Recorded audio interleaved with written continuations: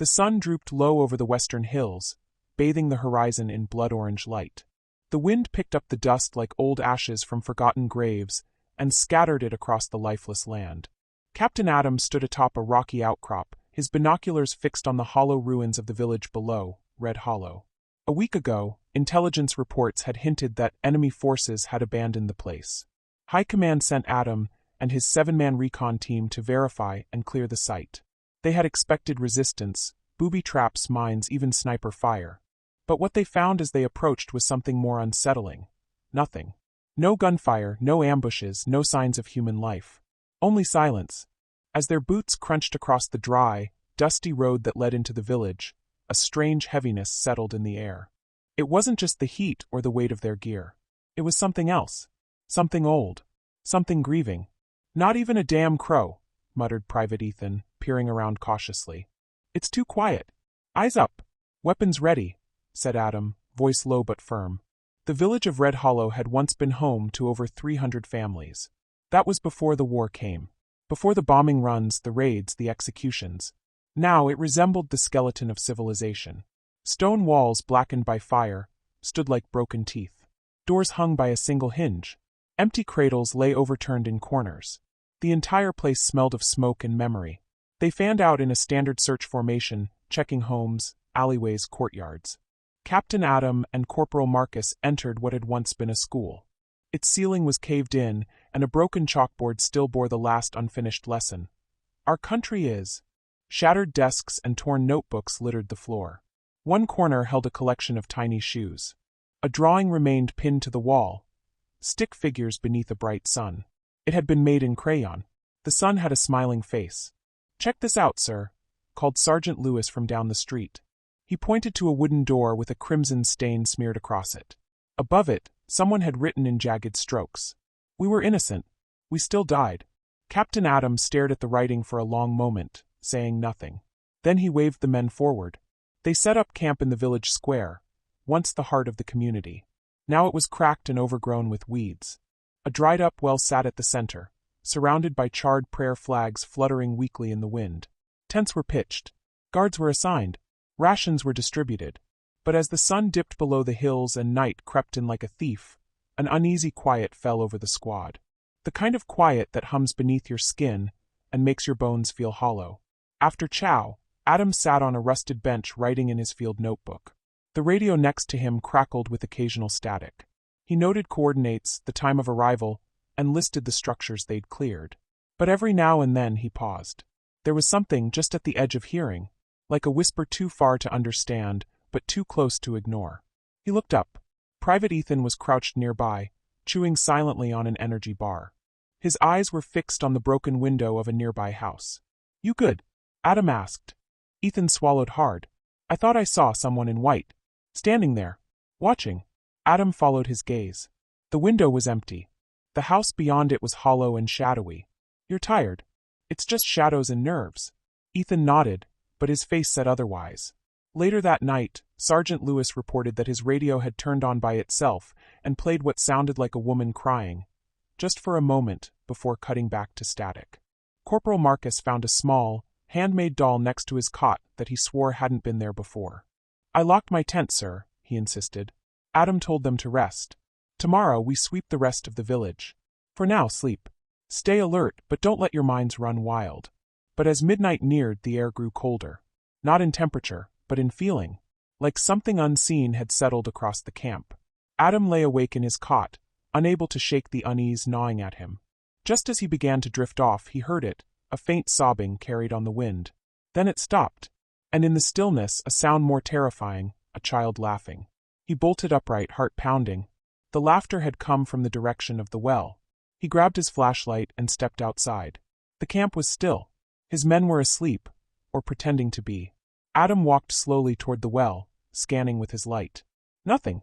But as he turned back toward his tent, he caught a flicker, just for a second, in the corner of his eye. A woman. She stood behind a crumbling wall, wearing a long white dress, face half-shadowed. Her hair moved as if underwater. She was watching him. He took a step forward. "Who are you? Do you need help?" She said nothing. The light flickered, and when it steadied again, she was gone. The captain stood in stunned silence. then turned and walked slowly back to his cot. He didn't sleep that night. The next morning he said nothing about what he saw. Nor did Ethan, who confessed quietly to Corporal Marcus. "I couldn't sleep. I kept hearing my mom's voice. She passed away last year." By sunrise, the entire unit looked drained, like the village itself had bled their energy. Red Hollow hadn't fired a single bullet. And yet, it was already winning. The next day, the team discovered a mass grave behind the village mosque. They had been scanning with metal detectors and stumbled upon shallow mounds. Upon digging, they uncovered bones, many small, too small for adults. "Children," whispered Corporal Marcus, his face pale. Most of the team had seen death before. But this was different. The bodies were twisted, clutching each other. Some still wore school uniforms. They hadn't died in battle, they had been executed. That night, the whispers grew louder. Radios turned on by themselves. Personal belongings were moved. One soldier claimed someone grabbed his ankle in his sleep. Captain Adam finally ordered all radios off except the main transmitter. As he tried to sleep, he heard it clearly, a woman's voice sobbing, then a child laughing. He sat upright, drenched in sweat. The voices stopped when he looked around. Next morning, Private Ethan refused to speak. When pressed, he finally said, "I saw my mother, sir. She died years ago, but I saw her here last night." A day later, a shepherd wandered into the area. An old man with white eyes and trembling hands. "Go back," he told them. "This place is cursed. They don't rest." Captain Adam asked what had happened here. Years ago, enemy forces took this village. When the people refused to cooperate, they lined them up at night and shot them. Men, women, children. They buried them in ditches. Some weren't even dead when the dirt covered them. Adam clenched his fists. "They scream at night," the old man continued. "Those who died unjustly, they don't forget. They don't forgive." Adam thanked him, but he didn't believe in ghosts. Not yet.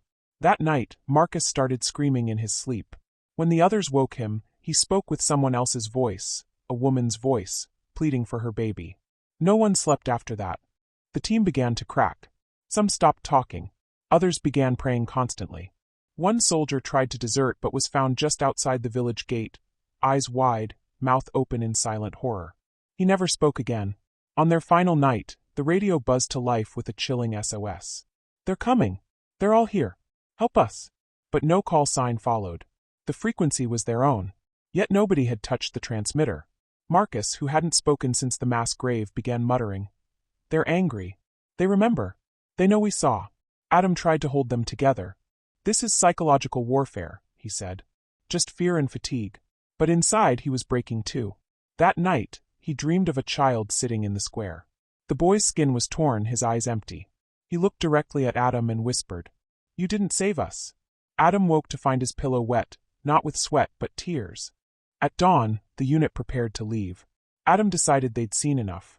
Whatever Red Hollow had once been, it was now nothing but death and memory. But as they packed, Private Ethan walked toward the mosque and stood there. "I'm not going," he said softly. "Ethan, this is an order," Adam said firmly. Ethan shook his head. "My mother is here.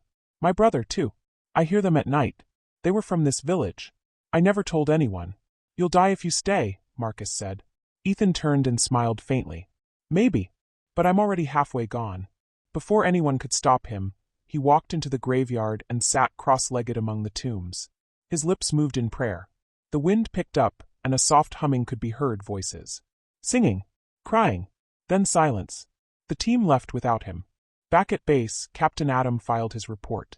It was cold and factual. Enemy presence, none. Village cleared. Site of confirmed civilian massacre. Recovered remains, 67. One soldier, Private Ethan, MIA, presumed dead. He said nothing about the voices. Nothing about the dreams, or the ghostly woman in white. He didn't mention the fact that 3 soldiers now required psychiatric care, or that Marcus still sometimes whispered in his sleep in languages he never spoke. But he did attach a handwritten note. Some things cannot be explained. Not everything that is gone is silent. He never volunteered for field missions again. Years passed.